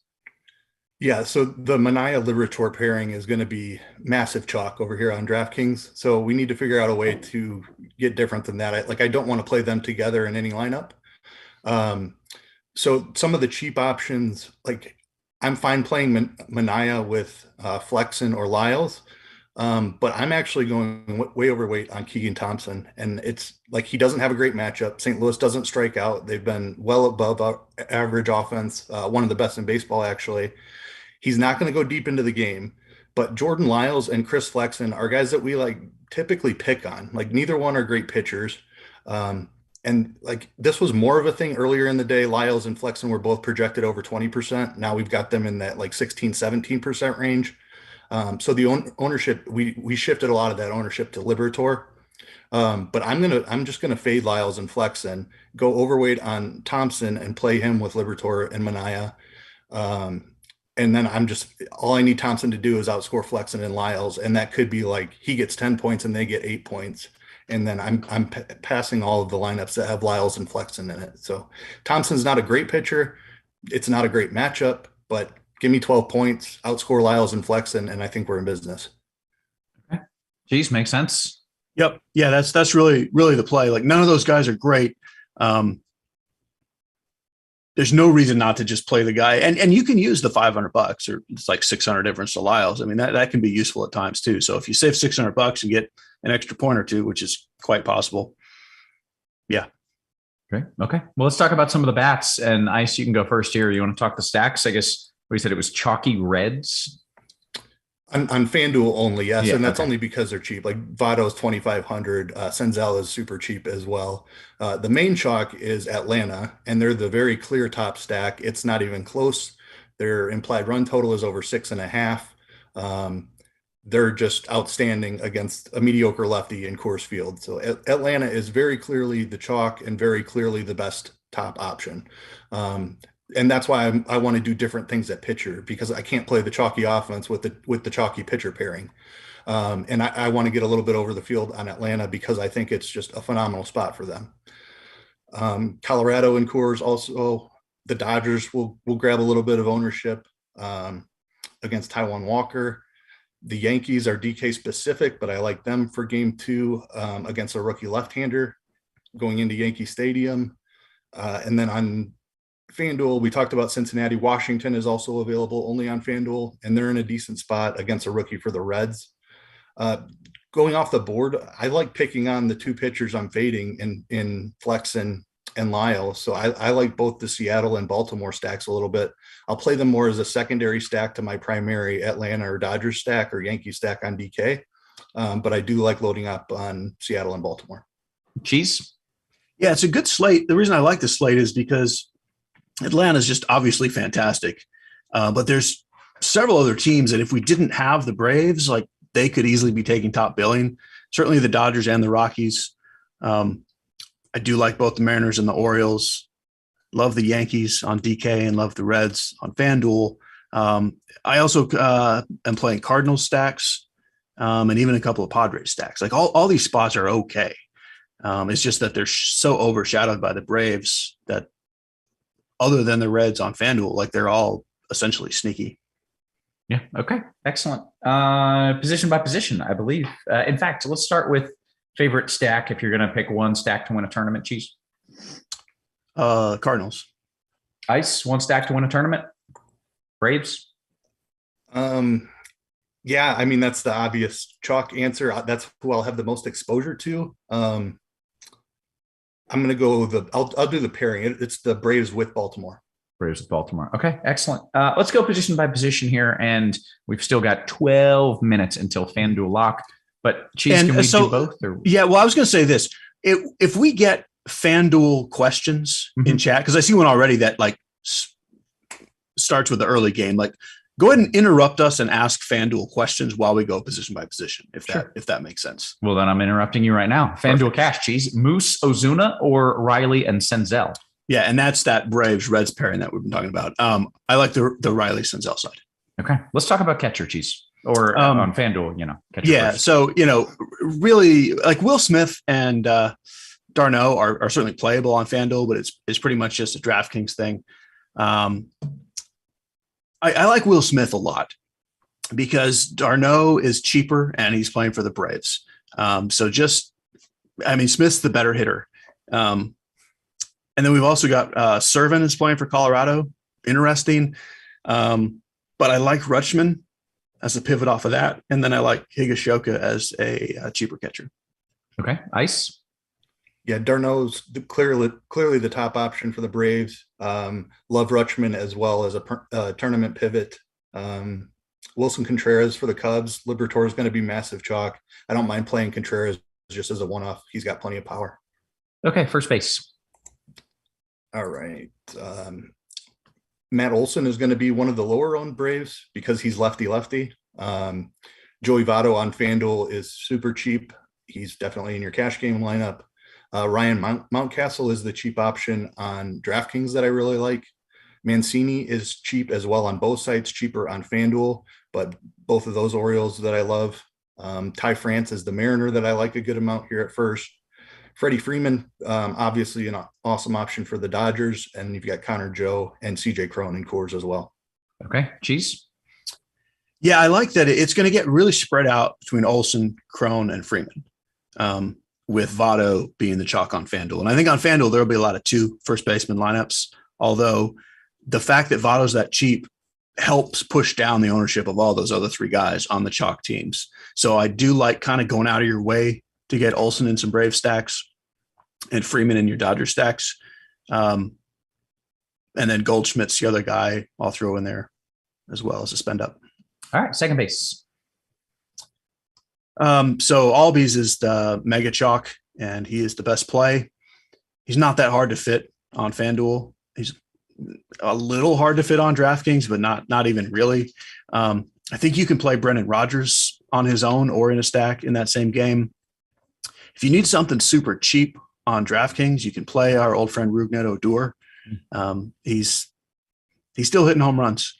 And that's really what I like at second. All right, Ice, I want to get your take on second, but first, in a large FanDuel GPP, with the lack of quality pitching in the slate, are you more likely than normal to take a one-off against your pitcher?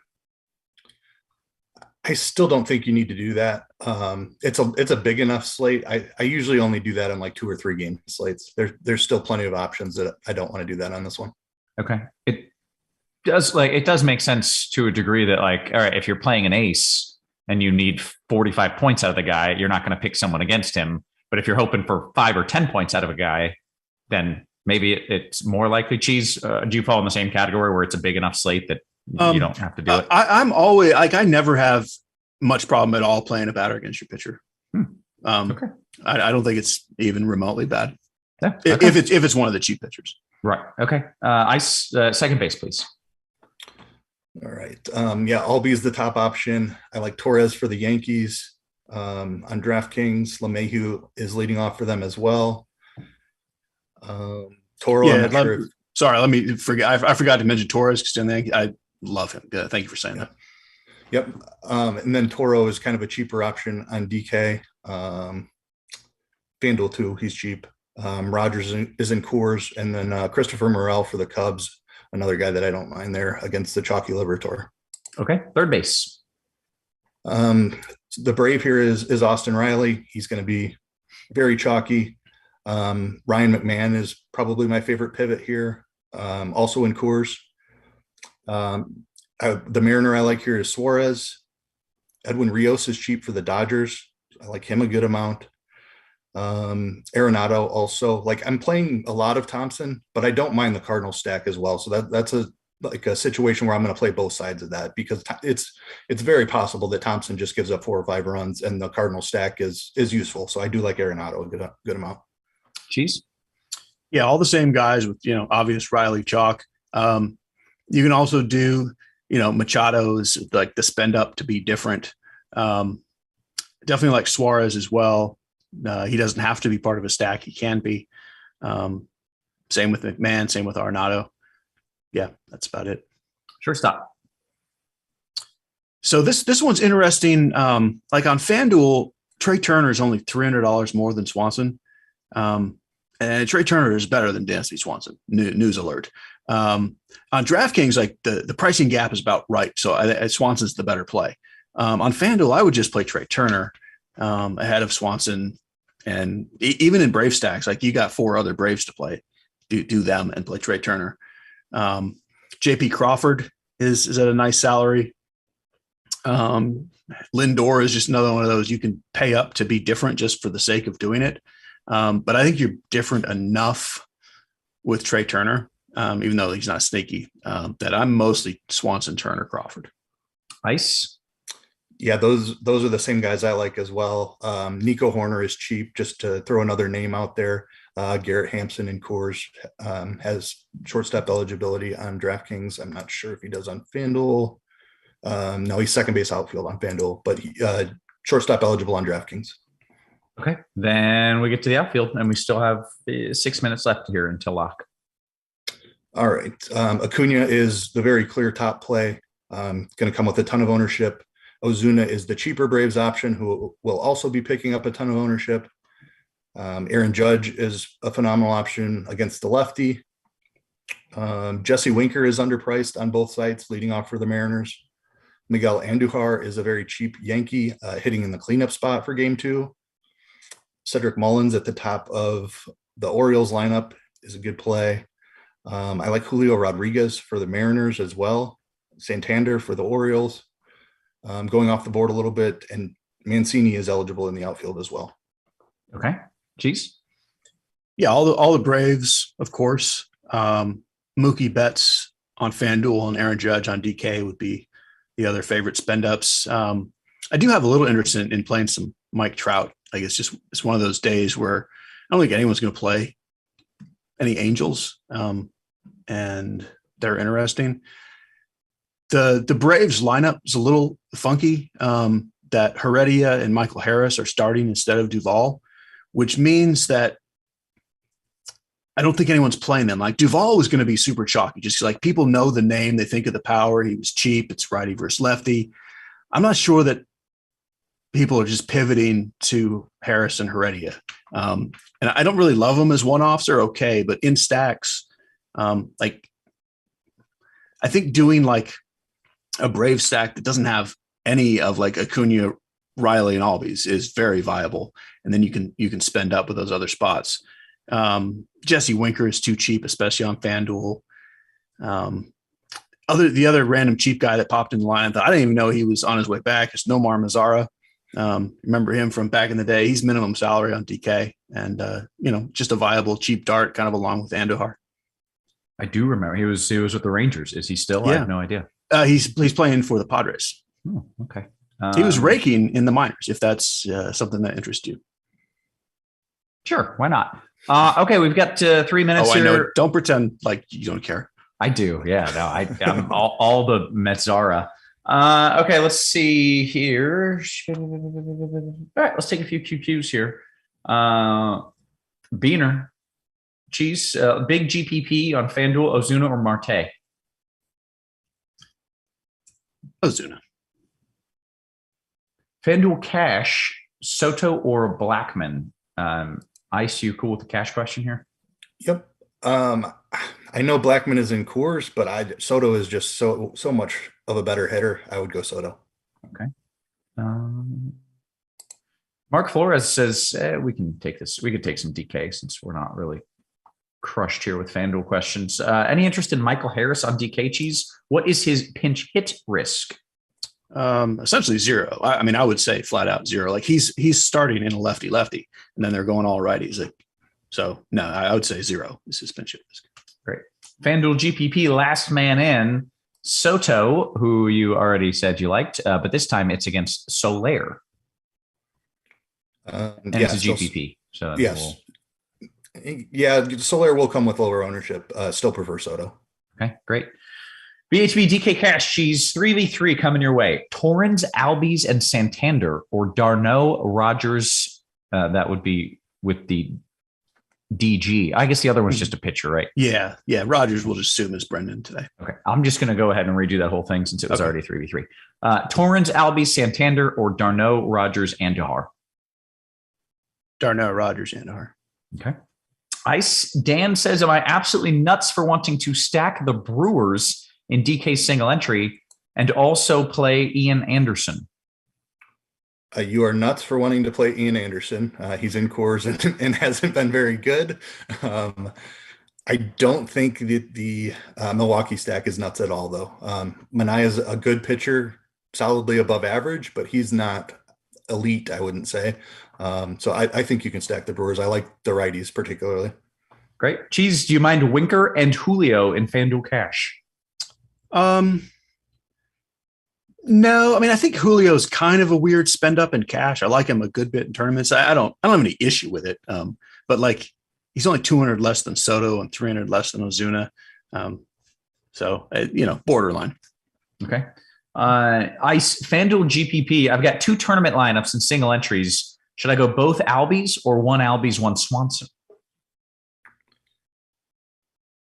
They're both phenomenal. Differentiate a little bit. I'd do the second one, play one of each. Yeah. DK GPP Cheese, what are your thoughts on keeping Acuna out of your full stack? Play Olsen instead to be different. But I feel like you said Olsen was going to be high owned, no? No, he'll be the lowest owned of the Brave studs because he's lefty. Who the hell was I thinking of? It you're like the name and he's got the power. Duval is what Duval, who's not playing. Yeah. Okay. So yeah, I'm totally fine leaving Acuna out. Like he's not even one of my highest owned Braves in Brave stacks. He's great, but that's wonderful. Please do it.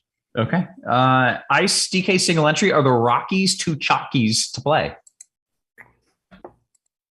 I don't think they're too chalky. I'm just pulling up. No, I don't think so. The Braves are going to be so much higher owned than everybody. Anything beyond the Braves, I think you're fine. Mark Flores, Cheese, better play in a DK GPP, Gonsolin or Taeyang? Yeah, I've gone back and forth on that one myself. I'm going Taeyang.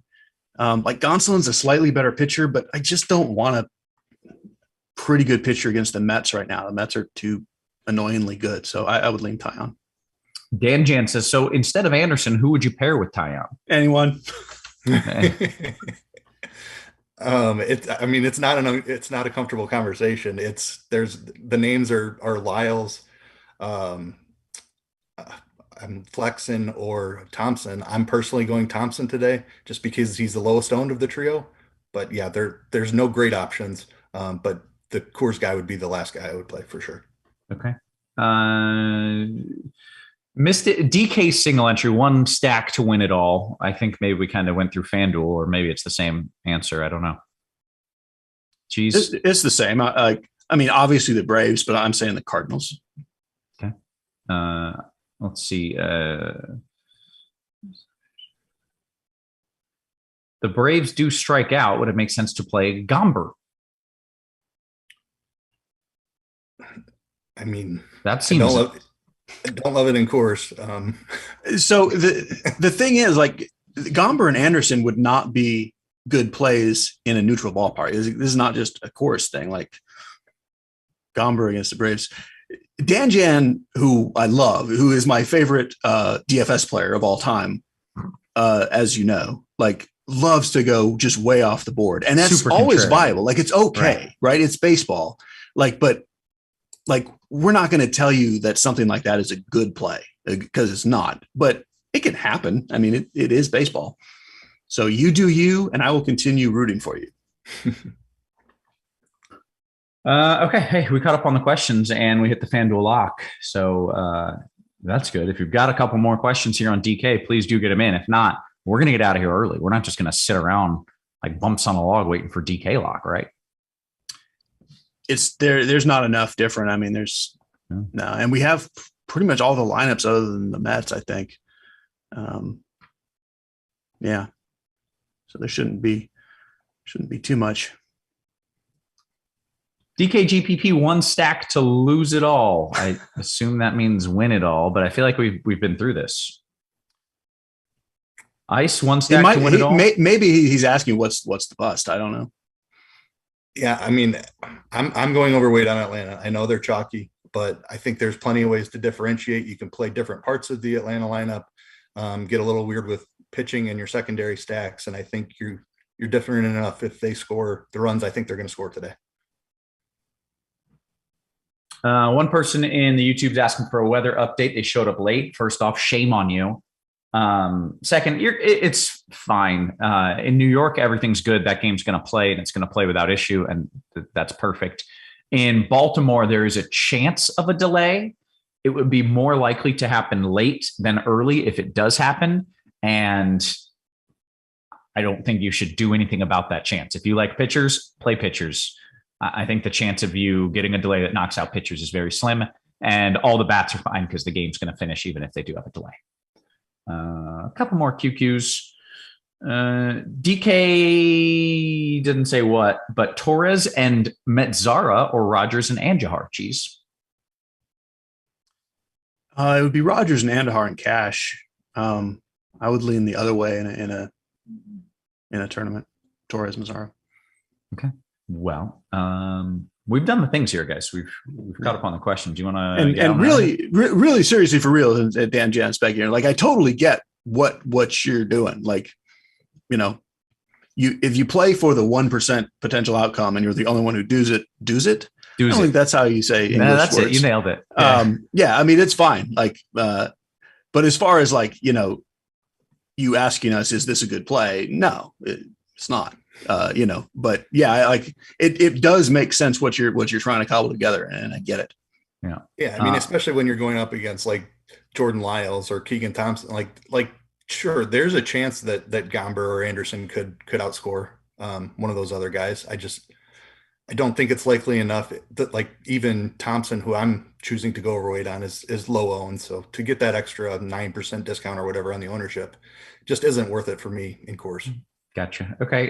Is Libator actually good, or is it just pricing and matchup? He's not actually, right? We don't think he's good. Well, he's a very good prospect. He's only 2 starts into his career, but this is not some nobody. Like he's a very high-end prospect. So I like him, and I was actually disappointed that he's chalk. Like I would be playing him even if this was a fairly good pitching slate. Interesting. Okay. Jay, DK single entry. Ice Lyles Libator with a Dodger stack or a Yankee stack? I prefer the Yankees slightly. Okay. Got a couple people typing. I'll give them like 20 seconds here, and then that's all they get.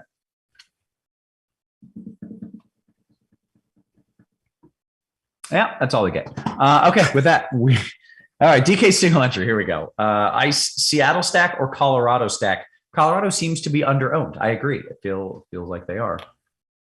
Which do you prefer, though, Seattle or Colorado? Yeah, I mean, I prefer Colorado slightly. I have a ton of Seattle also, but I mean, straight up, it's Colorado. Okay. All right. With that, we're getting out of here. For Ice, for Cheese, for our wonderful production crew, always working hard behind the scenes. Guys, we appreciate you. We love you. And we will catch you tomorrow. You have been crunched.